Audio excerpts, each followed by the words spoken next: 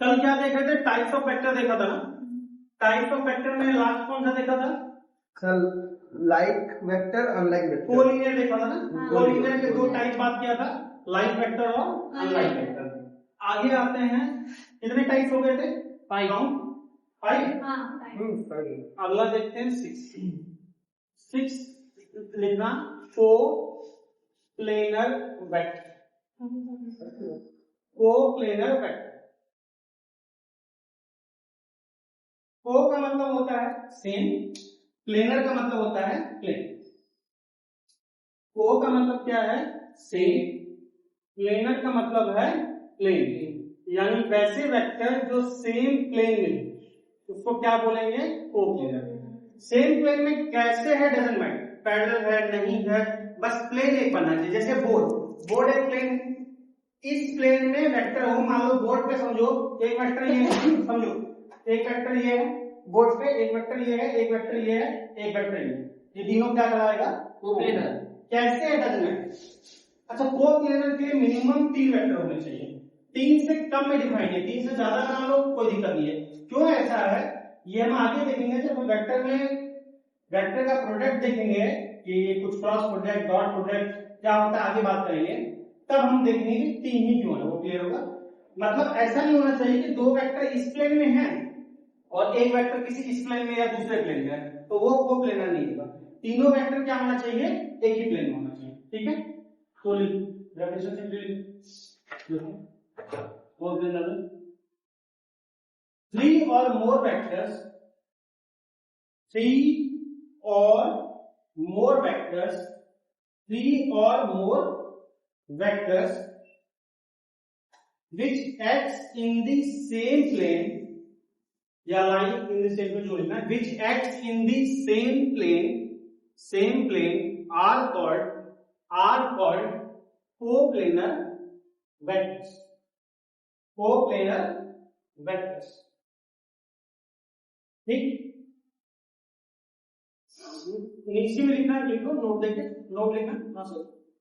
To define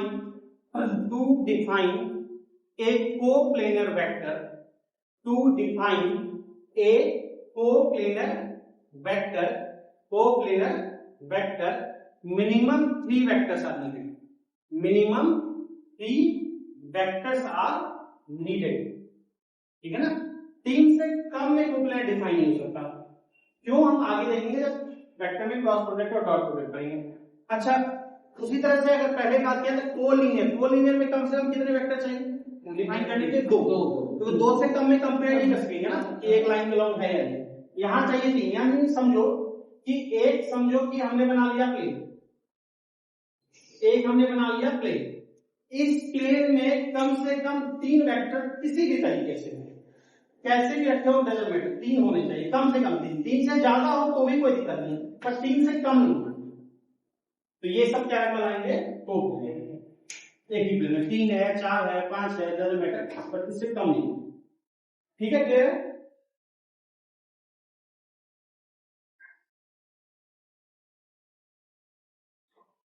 sir minimum 3, maximum जितना भी हो सकता है। मैक्सिमम। अगला टाइप लिखो 7 लिखना, एक्सियल वेक्टर, AXIAL, क्या बोलते हैं? Axial vector, AXIAL। एक्सियल नाम से पता चल रहा है, एक्सियल मतलब क्या है, लिख लो फिर समझ। एक्सियल वेक्टर क्या बोलेंगे?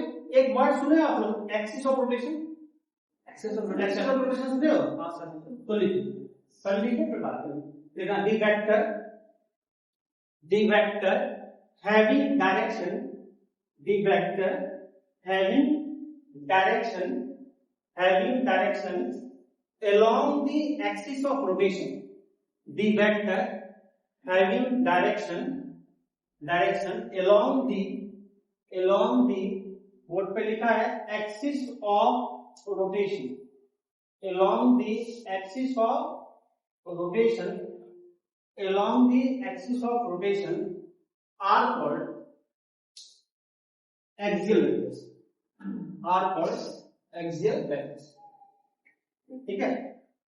अब जिसका direction along the axis of rotation होता है, एक्सिस ऑफ रोटेशन के बारे में डिटेल रोटेशन चैप्टर आता है, वहां देखते हैं, लेकिन चूंकि बोर्ड पे लिख दिया है तो थोड़ा कम बात कर लेते हैं, थोड़ा सा आपको जानना चाहिए। एक्सिस ऑफ रोटेशन पता है क्या होता है? अच्छा, दो तरह के मोशन होते हैं, एक रोटेशनल मोशन, एक सर्कुलर मोशन।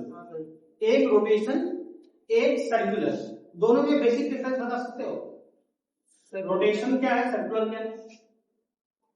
सर रोटेशन, दोनों में अंतर क्या है? रोटेशन सर अमोंग पूरा एक्सेस होता है सर, जैसे एक्सेस एक रहेगा उसके इर्द गिर्द, जैसे टायर जो घूम रहा है सर, जो रोटेशन होगा ना, रोटेशन के लिए कोई ना कोई एक एक्सिस की जरूरत होगी, किसी ना किसी एक्सिस के अबाउट घूमेगा। सर्कुलर मोशन क्या है, पूरा सर्कल घूम जाएगा। जैसे मैं बात करूं, जैसे कि मान लो एक कार है, कार मान लो किसी ग्राउंड है, गाड़ी में जाना है या कोई सर्कुलर ग्राउंड के चारों तरफ कार घूमता है, कार किसी ग्राउंड के चारों तरफ घूम रहा है, तो कार का ग्राउंड का चक्कर लगाना पूरे कार का, वो क्या है, सर्कुलर मोशन। पूरे कार का ग्राउंड का चक्कर लगाना क्या है, सर्कुलर मोशन। लेकिन कार के पहिए का घूमना क्या है, रोटेशन। आप देखना कभी कार का पहिया घूमता है तो ट्रक वगैरह में नजर आ जाएगा, आप कभी कार वगैरह से जा रहे हो तो आपको ट्रक का पीछे वाला चक्का दिखेगा, पीछे वाली बॉडी क्या होती है, अपलिफ्ट होती है, तो पीछे वाला चक्का देखना आपको दिख जाता है, एक रॉड दिखेगा, एक रॉड घूमता है, और उस रॉड के घूमने से क्या होता है, एक रॉड घूमता रहता है और उस रॉड का कनेक्शन दोनों पहिए से होता है, रॉड के घूमने से क्या होता है, पहिया घूमता है, उस रॉड को एक्सल बोलते हैं, उस रॉड को एक्सल बोलते हैं। तो वहां पे वो एक्सल क्या है, एक्सिस ऑफ रोटेशन। फैन देखिए और सीलिंग फैन, जैसे सीलिंग फैन में एक रॉड होती है, बेसिकली वो रॉड घूमता है, रॉड के घूमने की वजह से बेस घूमता है तो पंखा घूमता है। रॉड आपको दिखता नहीं है क्योंकि प्लास्टिक कवर से ढका होता है, बेसिकली वो रॉड घूमता है। जैसे आपने सुना है ना कि अर्थ पे दिन रात, सुना है कि अर्थ पे दिन रात क्यों होता है, रोटेशन की वजह से, और 365 दिन में पूरा एक चक्कर लगा देता है सन का, वो क्या होता है, रिवॉल्यूशन होता है, वो पूरा सर्कल हो गया। एक सन मान लो ये है, सन के चारों तरफ अर्थ कैसे घूमता है, अपने एक्सिस पे भी घूम रहा है और साथ में क्या हो रहा है, रोटेशन प्लस रिवॉल्यूशन दोनों हो रहा है। तो रिवॉल्यूशन की वजह से क्या होता है, 365 दिन हो जाता है, वहीं का वहीं आ गया, और रोटेशन की वजह से क्या होता है, दिन रात होता है। घूमते हुए एक हिस्सा मान लो आ रहा है सन के सामने, तो वो क्या पड़ता है, दिन, पीछे वाला रात पड़ता है। फिर घूमते हुए ये आया, इधर दिन इधर रात, फिर घूमते हुए आया दिन रात, ऐसे होता है ना। तो वहां का रोटेशन, एक्सिस ऑफ रोटेशन क्या होता है, जैसे आप नॉर्मल उसका पृथ्वी का आज का जो ग्लोब देख सकते हो, ग्लोब जो होता है, ग्लोब देखिए, ग्लोब में एक रॉड सा होता है, एक पीछे पॉइंट होता है, एक नीचे होता है, और ग्लोब ऐसे घूमता है, तो वो जो लाइन है ना ऊपर नीचे मिला दोगे, वो एक्सिस ऑफ रोटेशन है। जैसे कुछ घूमता है, ये आपका गेट घूम रहा है, दरवाजा, खिड़की घूम रही है, तो खिड़की जब घूम रही है, खिड़की क्या है, किसी पॉइंट के अबाउट फिक्स है ना, खिड़की जिस पॉइंट के अबाउट फिक्स है वो पूरी लाइन क्या होगी, एक्सिस ऑफ रोटेशन, इसके अबाउट खिड़की टू फ्लो करती है।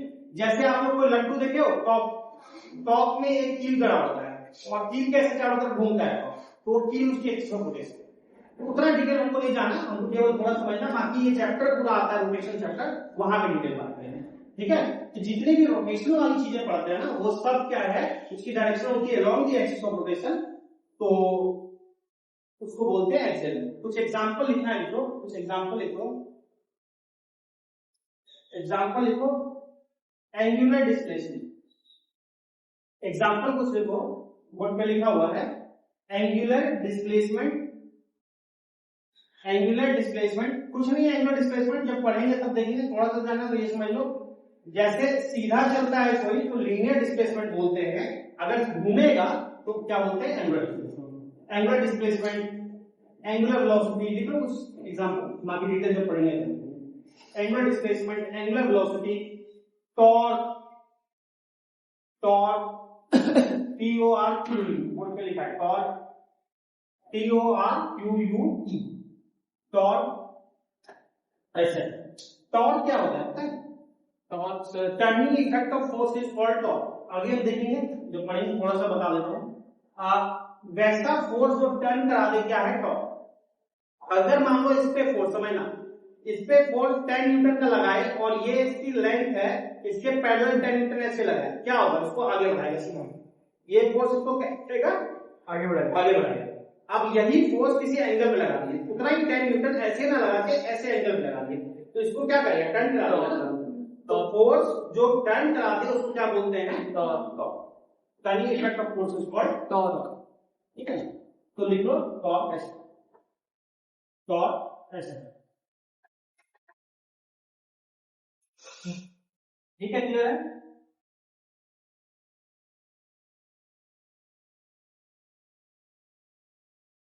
अगला टाइप देखते हैं, इसको ध्यान समझना कि यूज होगा, अभी लगेगा चैप्टर में इसको समझेंगे। पोजीशन है, पोजीशन है, नाम से पता चल रहा है क्या बता रहा होगा, पोजीशन। कैसे बता रहा है देखिए, तो लिख लो, एक लाइन में बात करते हैं, लिखना position. The vector which tells the position, the vector which tells the position of a point, the vector which tells the position of a point with respect to origin, of a point with respect to origin is called position vector. With respect to origin is called position vector. ठीक है ना? जो position बताता है किसके respect में, origin के। बात समझ में आ रहा है?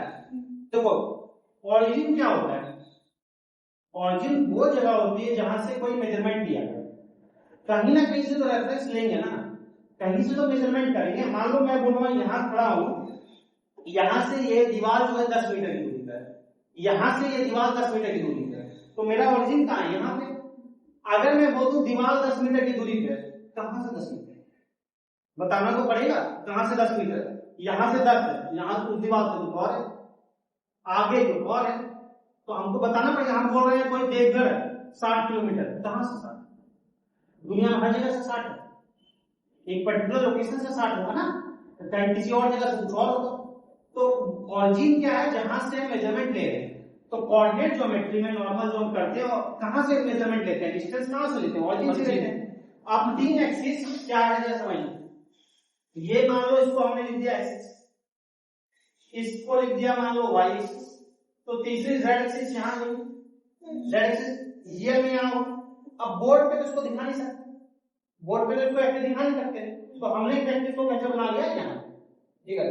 तो फिगर में हमने समझो जेड एक्सिस को बना लिया यहां पे, रियल में जेड एक्सिस ऐसे नहीं है, रियल में जेड एक्सिस ऐसे है। बात आ रही समझना, ये क्या है, ऑरिजिन है 0, समझना ध्यान से। किसी पॉइंट को लोकेट करना, कैसे लोकेट करते हो, मान लो कोऑर्डिनेट ज्योमेट्री में लिखा होता है कोई पॉइंट 2, 3, मान लो 5, कैसे लोकेट करोगे, जरा ध्यान समझो, ध्यान से समझो। एक्स एक्सिस पे 2, वाई एक्सिस पे 3, जेड एक्सिस पे 5, ऐसे आते हैं।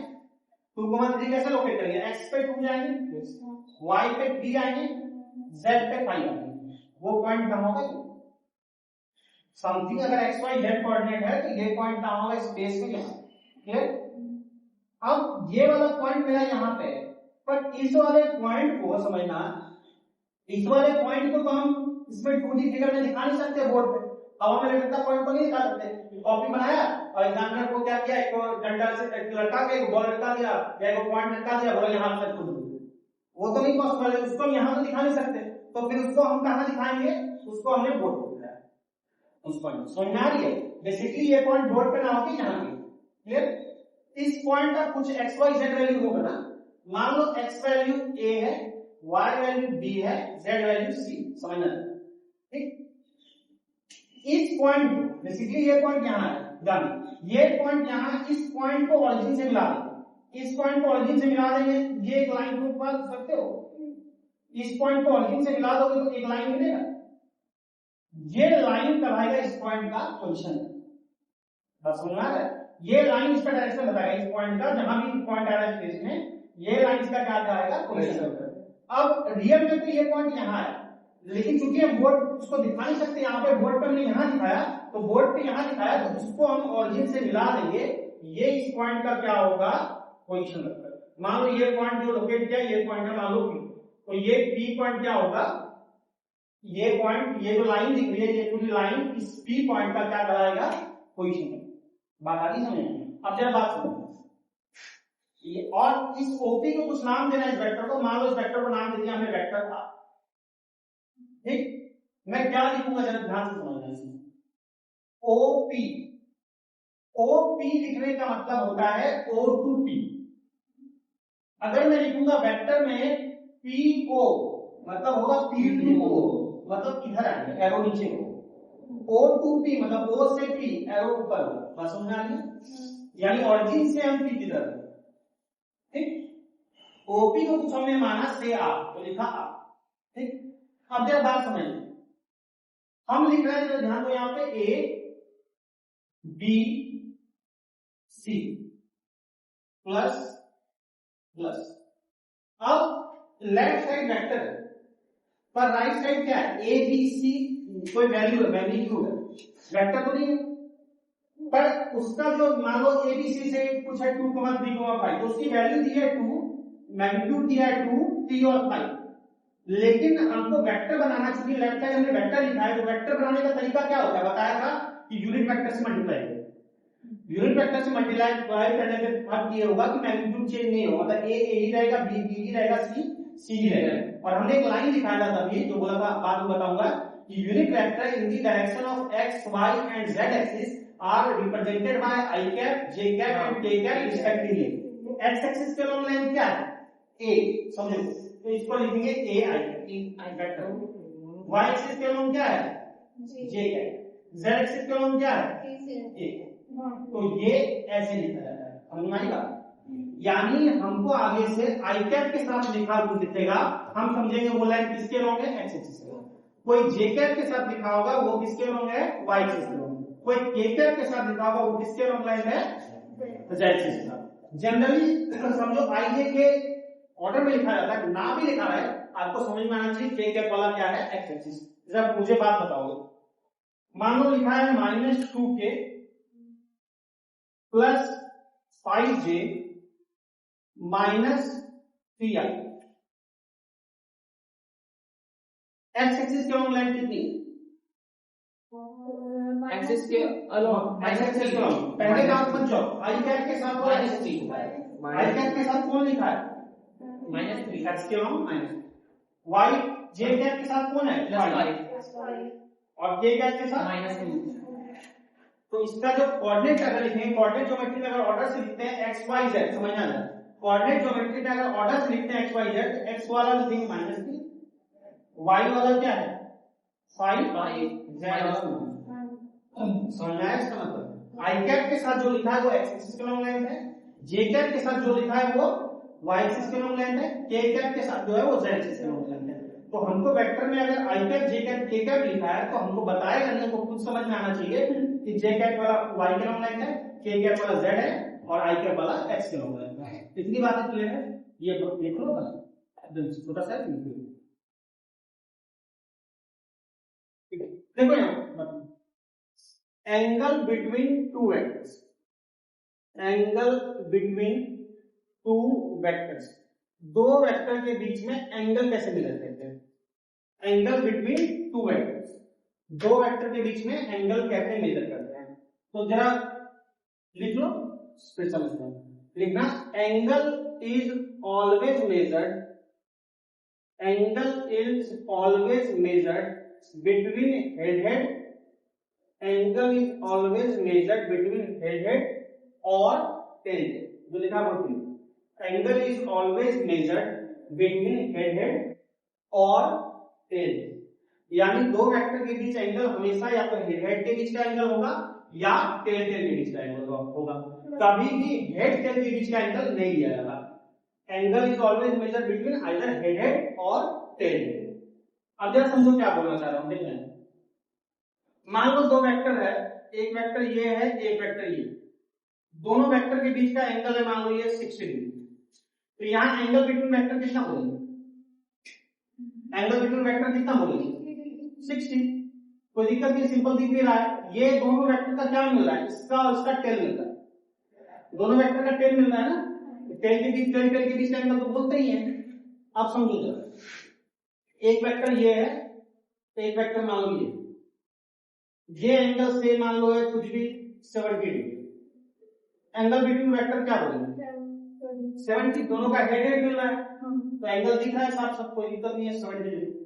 ठीक है, क्लियर है? अब मिल रहा है। मान लो एक वेक्टर ये है, एक वेक्टर ये, ठीक। यहां दोनों वेक्टर के बीच जो एंगल बन रहा है से कुछ बन रहा है, मान लो ये है 130, ये एंगल है 130, ठीक। यहाँ एंगल बिटवीन वेक्टर क्या होगा सर? तो वैसे कैसे होगा? एंगल बिटवीन वेक्टर क्या बोलेंगे? 130 बोलेंगे कि नहीं बोलेंगे? नहीं सर, नहीं बोलेंगे। क्यों नहीं बोलेंगे? क्योंकि एक वेक्टर का हेड और दूसरे का टेल मिल रहा है, एक का हेड दूसरे का टेल से मिल रहा है। एंगल हमेशा हेड हेड या टेल टेल के बीच का एंगल होगा। तो यहाँ एंगल बिटवीन वेक्टर 130 नहीं बोल सकते, यहाँ बोल सकते हैं टेल टेल मिल रहा है, यहाँ बोल सकते हैं हेड हेड मिल रहा है। तो यहाँ पे एंगल बिटवीन वेक्टर कैसे मेजर करेंगे, कैसे बोलेंगे, जरा समझिए। इसका जो कैप है उसको समझ लो वेक्टर का एल, वेक्टर की डायरेक्शन। मान लो ये वेक्टर नीचे वाला वेक्टर ये एंगल तो नहीं बोल सकते, हमने क्या किया, इस वेक्टर को पैरेलली शिफ्ट कर दिया, मतलब इस वेक्टर को उठा के यहां ला सकते हैं।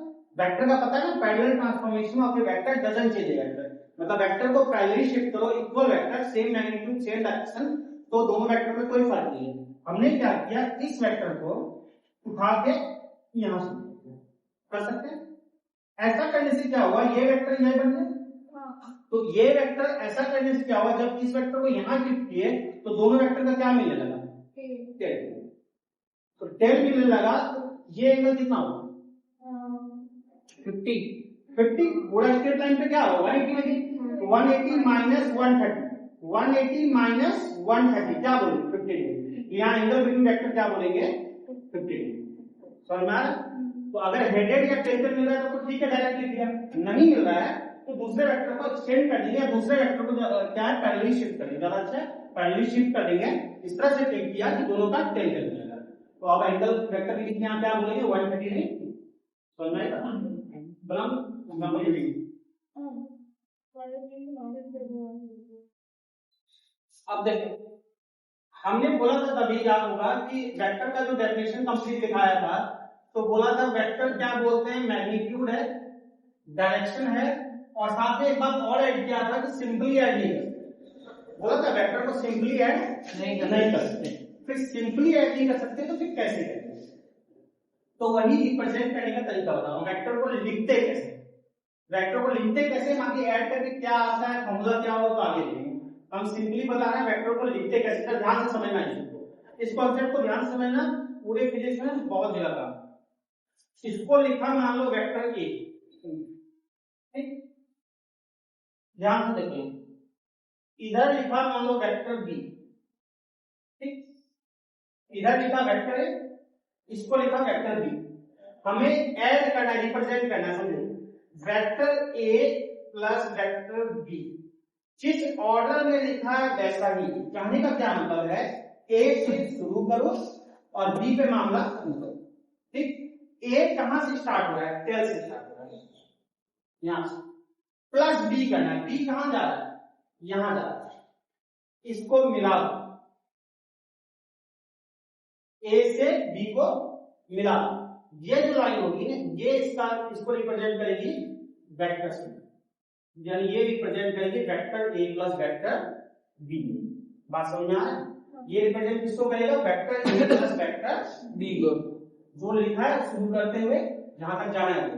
या फिर इसको इस तरह से सोच सकते हो, समझना, एक वेक्टर जिस ऑर्डर में है उसी ऑर्डर में ये भी बन रहा है, तीसरे का ऑर्डर सेम नहीं है, तो ऑर्डर सेम होने के एरो हेड क्या होना होता है, नीचे, एरो क्या कर दिया, उल्टा कर दिया, तो ये इसका क्या बताएगा, वेक्टर सम बताएगा। तो वेक्टर सम को, एडिशन को ऐसे रिप्रेजेंट करते हैं। ऐसा करने में जो शेप बना, कैसा शेप दिख रहा है, ट्रायंगल का शेप दिख रहा है ना, तो इसको बोलते हैं ट्रायंगल लॉ ऑफ वेक्टर, इसको बोलते हैं triangle law of vector addition. बात समझ में आ रही है? इसको बोलते हैं triangle law of vector addition. पहले बोलो, ये समझ में आया, ये क्लियर हुआ? तो जरा ये देखो जरा, एक तो triangle law of vector addition basic है, ये कैसे हमने देखा समझा। अब देखो, यहां एक वेक्टर का हेड था, खत्म हुआ, दूसरा वेक्टर का टेल, और जो वेक्टर सम था हमने दिखा दिया। अब हमें वेक्टर सम इस तरह से दिखाना है, जैसे एक वेक्टर ये है और दूसरा वेक्टर हमें अब दोनों वेक्टर का क्या मिल रहा है? टेल मिल रहा है। इससे पहले केस में हेड और टेल मिल रहा था, वेक्टर सम ऐसे दिखा ट्रायंगल। इस केस में हमको दोनों वेक्टर का सम बताना है और हमको पता है ट्रायंगल। जरा ध्यान से समझना, इन दोनों का सम बताना है। हमें एक चीज पता है कि वेक्टर को पैरेलली शिफ्ट करते हैं तो फर्क नहीं पड़ता। पैरेलली शिफ्ट का मतलब क्या है? सेम मैग्नीट्यूड और सेम डायरेक्शन। उसको ऐसे यानी कि ये समझो वेक्टर बी है ना, ये वेक्टर बी है, एरो को समझ लो, कैप को समझ लो डायरेक्शन, इसी को भाग के इधर रख सकते हैं। सेम मैग्नीट्यूड, जो इसका मैग्नीट्यूड वही इसका, और डायरेक्शन भी इससे क्या ले लिया? पैरेलल। अगर इसको उठा के यहाँ रख दिए, इसको भी क्या बोलेंगे? वेक्टर v को पैरेलली शिफ्ट किया, समझना। यानी इस वेक्टर को उठा के यहाँ ले आए, उसको v बोले, इसको भी क्या बोलेंगे? अगर सेम मैग्नीट्यूड सेम डायरेक्शन है तो v। क्लियर है? उसी तरह से एक में क्या है? a है एरो, इसको उठा के यहाँ a को उठा के क्या रख दिया? यहाँ रख दिया। तो ये a है, अगर सेम मैग्नीट्यूड सेम डायरेक्शन है तो इसको भी क्या बोल सकते हैं? a। तो इसको क्या बोलेंगे? Vector a। पहले बताओ ये क्लियर है? ये क्लियर है? ठीक। b के पैरेलल उठा के इस वेक्टर को यहाँ दिया, सेम मैग्नीट्यूड सेम डायरेक्शन, ये भी a को यहाँ रख दिया, सेम मैग्नीट्यूड सेम डायरेक्शन, इसको भी क्या बोल सकते हैं? a। मुझे क्या ऐड करना था? a plus b। मुझे ऐड करना था, ध्यान से समझना, a प्लस b। a कहां पे? यहाँ। a यहां से शुरू हो रहा है और b कहां पे गया? यहां पे गया। क्या अगर ये वाला b देखते हैं, अगर ये a है, ये b है, तो ये भी b है। इस b को देखते हैं तो b का यहाँ है, और ट्रायंगल लॉ से क्या होता है? a प्लस b लिखना है, इसको मिला दो, इसको मिला देंगे तो ये क्या बन गया? ये बन गया a प्लस b। अब जरा बात ध्यान से समझना कि ऐसा करने समय ये शेप तो ट्रायंगल का बना था, ये कैसा शेप बना? पैरेललोग्राम। पैरेललोग्राम। इसके पैरेलल ये है, इसके पैरेलल ये है, क्या बोलते हैं? पैरेललोग्राम। तो इसको क्या पढ़ते हैं? इसको बोलते हैं parallelogram. Parallelogram gram of vector, ध्यान से समझना, ऑफ वेक्टर एडिशन। समझना, parallelogram law of vector addition, उसको बोले triangle law of vector addition, इसको क्या बोले? Parallelogram law of vector addition. अब जरा एक बात सुनो, इसमें भी हम ट्रायंगल लॉ अप्लाई किए, ध्यान से समझना, इसमें भी हम क्या किए? ट्रायंगल लॉ अप्लाई किए। तो हमारे पास तो ऑलरेडी ट्रायंगल लॉ आ ही, फिर पैरेललोग्राम लॉ क्या अलग से बता रहा है? हम इसको देख रहे हैं, ये क्या बता रहा है? समझो, यहाँ दोनों वेक्टर का क्या मिल रहा है? एक का हेड और दूसरे का टेल मिल रहा है। यहाँ दोनों का क्या मिल रहा है? टेल। हमारे पास ये और ये, शुरू में तो ये ब्लैक वाला दिया था ना, इनको ऐड कर, फिर हमने इसके पैरेलल ये बना दिया और इसके पैरेलल ये बना दिया। शुरू में हमारे पास ये दोनों तो नहीं था, हमारे पास कौन दोनों था? एक ये था, एक ये था। तो हमको क्या पता चला कि अगर दो वेक्टर ए बी होना, दोनों का टेल मिल रहा हो, तो दोनों का जो वेक्टर सम उनके बीच में ही कहीं आएगा। एग्जैक्ट बीच में ना करे, लेकिन उनके बीच में किसी जगह, ए और बी यहाँ है, उसका वेक्टर सम क्या है? इन दोनों के बीच में है। तो पैरेललोग्राम लॉ से ये था कि दो वेक्टर हैं, दोनों का अगर टेल मिल रहा है तो दोनों का जो वेक्टर सम होगा a प्लस b, उन दोनों के बीच में किसी जगह पे रहेगा। क्लियर बात? और पैरेललोग्राम लॉ से क्या पता चल रहा है? जरा इसी चीज को हम देखते हैं, ध्यान से समझना कि मान लो कि ये एक है और एक ये वेक्टर, देखिए, ठीक, ये वेक्टर है और ये वेक्टर, दोनों का टेल मिल रहा है। कैप को समझ लो डायरेक्शन, कैप को क्या समझ लो? डायरेक्शन। डायरेक्शन, कैप को समझ लो डायरेक्शन, दोनों का क्या मिल रहा है? दोनों का टेल मिल रहा है, कैप को समझ लो एल। ठीक, तो ये मान लो फोर्स है, ये फोर्स है मान लो कुछ से 20 न्यूटन, ये है 20 न्यूटन, ये है 10 न्यूटन, ये 20, ये 10, बीच में ये खींच रहा है, किसकी तरफ जाएगा? जो भारी है वो ज्यादा खींचेगा ना, तो ये 20 की तरफ चला जाए, चाहे जिस जगह जाए तो 20 की तरफ जाएगा। अगर मैं उल्टा बोल दूं कि ये 20 है, ये 10 है, ये 20 है, ये 10 है, किसकी तरफ जाएगा? इधर जाएगा। और अगर मैं बोलूं ये भी 10 है, ये भी 10 है, ये भी 10 है, ये भी 10 है, कहां रहेगा? बीच में। यानी ये जो वेक्टर सम होगा दोनों के बीच में ही कहीं जाएगा। तो पैरेललोग्राम लॉ से ये चाहे जिसकी तरफ जाए तो बीच में किसी जगह पे। बात समझ में आया? दोनों लॉ कैसे लिखते हैं, क्या बोलते हैं? तो कल बनाओ तो बना के सिखा रहे हैं। देखो जरा, मैंने है वेक्टर एडिशन ये जानना, ट्रायंगल लॉ अप्लाई करना आना, तो अप्लाई करना आएगा, कोई दिक्कत नहीं है कि कैसे मिलाते हैं हेड से। इसी के प्रैक्टिस के लिए और कुछ बात कर लेते हैं, ट्रायंगल लॉ से रिलेटेड कुछ है। एक बोलते हैं कम्यूटेटिव लॉ, एक बोलते हैं कम्यूटेटिव लॉ। मैं है ट्रायंगल लॉ, उसी के बेस पे बात करें, उसी के एप्लीकेशन पे बात करें। तो कम्यूटेटिव लॉ का क्या कहना है कि vector a plus B equal to vector b plus A होगा। इसको छोटा सा प्रूफ है, डायग्राम से लिखा नहीं है। a plus B equal to b plus A होगा। आप बोलोगे ऐसा तो मैथ में होता ही है, 2 प्लस 3 इक्वल टू 3 प्लस 2, पर ये मैथ का 2 प्लस 3 प्लस 2 नहीं है, ये वेक्टर का। ये वेक्टर का a plus B b plus A, vector को डायरेक्शन से मतलब है a plus B equal to b plus A. जरा बात को सुनो, इसको प्रूफ दिखा रहे हैं, जरा देखना ध्यान से, इससे आपको ट्रायंगल लॉ अप्लाई करना भी और अच्छा आएगा। ये a है, मान लो ये तुम्हारा बना लिया कहीं पे क्या, वेक्टर b। a में किसको ऐड करना है, b को ऐड करना है। शुरुआत कहां से, a से, तो a का टेल और b का क्या हेड। a के टेल को b के हेड से मिला रहा हूं, तो ये लाइन क्या, a प्लस b को पता है ना, vector a plus vector b। ये लाइन तो हमको दिख गया, vector a plus vector b। अब हमको किस क्या ऐड करना था, b प्लस ए। देखना है कि सेम आ रहा है, b प्लस a। अब b में किसको ऐड करना है, a को ऐड करना है। a को कैसे लिख सकते हैं, आप पता है पैरेलल शिफ्ट करने से वेक्टर में फर्क नहीं पड़ता। तो b के पैरेलल अगर ड्रॉ करें, सेम मैग्नीट्यूड सेम डायरेक्शन, समझना, अगर b के पैरेलल वेक्टर ड्रॉ कर रहे हैं तो b के पैरेलल ये b है, इसको उठा के यहां समझना, इस वेक्टर को जितना मैग्नीट्यूड है और इसके पैरेलल रखते हुए यहां रख सकते हैं। तो अगर मैंने इसको उठा के यहां रखा है, इसको b, तो इसको भी क्या लिख सकते हैं, b के पैरेलल।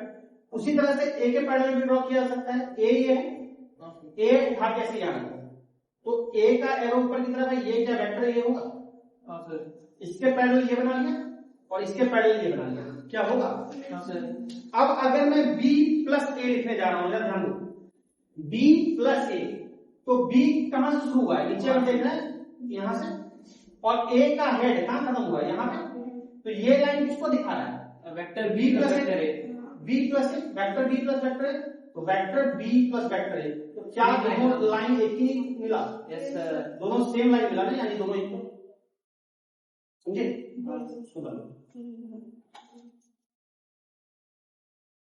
जल्दी ड्रॉ करो, फिर एक और ड्रॉ करो। ठीक है, यहां तक हो गया। अब आगे एसोसिएटिव लॉ है, फिर वेक्टर का एडिशन क्या फॉर्मूला आता है, वो सब देखेंगे नेक्स्ट क्लास में।